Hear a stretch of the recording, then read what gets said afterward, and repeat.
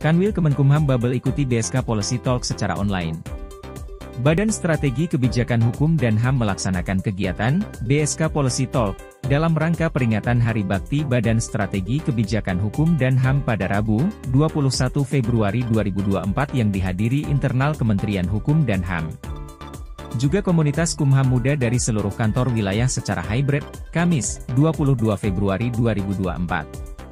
Kegiatan ini menghadirkan narasumber Rizky Argama dari STIH Indonesia Jentera, Pusat Studi Hukum dan Kebijakan, Dr. Budiati Prasetya Martati dari Ocean Program Director Konservasi Indonesia, dan dipandu oleh Dr. Y. Ambek Pramarta Kepala Badan Strategi Kebijakan Hukum dan HAM. Kegiatan dilaksanakan di Aula Kebijakan Hukum dan HAM lantai 8.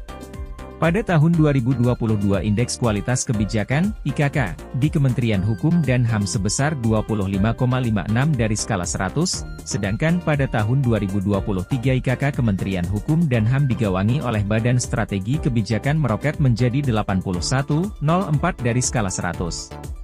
Terdapat peningkatan yang sangat tajam terhadap kualitas kebijakan di lingkungan Kementerian Hukum dan HAM. Dias menyampaikan, peran BSK sebagai policy entrepreneur sangat penting untuk menjalankan kolaborasi dengan kaum marginal agar model kebijakan memang sesuai kondisi lokal kebijakan tersebut.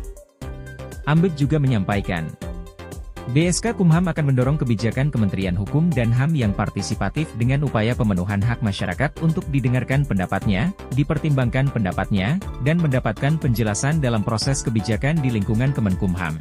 BSK Kumham akan mengawal proses kebijakan di Kemenkumham untuk mewujudkan kebijakan yang berkualitas dan berdampak bagi masyarakat.